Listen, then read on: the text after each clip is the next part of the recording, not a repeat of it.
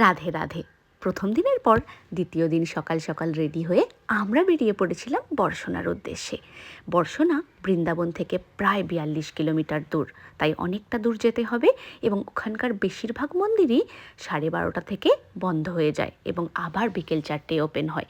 তাই আর্লি মর্নিংয়ে বেরোলে আপনারা সমস্ত মন্দিরগুলো কভার করতে পারবেন। প্রথমেই আমরা চলে গেছিলাম ওখানকার কীর্তি মন্দির। কীর্তি মানে রাধারানীর মায়ের নাম। তো এই মন্দিরের ভিতরে ছোট্ট রাধারানী ওনার মায়ের কোলে বসে আছেন। মন্দিরটা ভীষণ সুন্দর এবং চারিদিকের পরিবেশটাও ভীষণই শান্ত। তারপর এখান থেকে আমরা চলে গেছিলাম বর্ষণার সব থেকে সুন্দর জায়গা, যেখানে শ্রীজি তার জন্মস্থান। এবং ওখানে গেলে অবশ্যই স্যাটারডে সানডে আপনারা অ্যাভয়েড করবেন।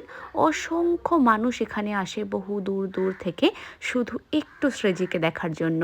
বৃন্দাবনে গেছি, লস্যি খাবো না এটা তো হতেই পারে না। তারপর সেখান থেকে চলে গেছিলাম নন্দগাঁওয়ের উদ্দেশ্যে, যেখানে কথিত আছে ছোট্ট বলরাম এবং শ্রীকৃষ্ণ তাদের ছোটবেলাটা এখানেই কাটিয়েছিলেন।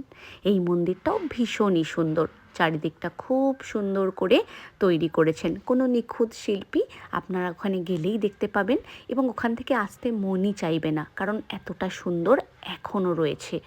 তারপর আমরা চলে গেছিলাম গোবর্ধন পর্বতের উদ্দেশ্যে।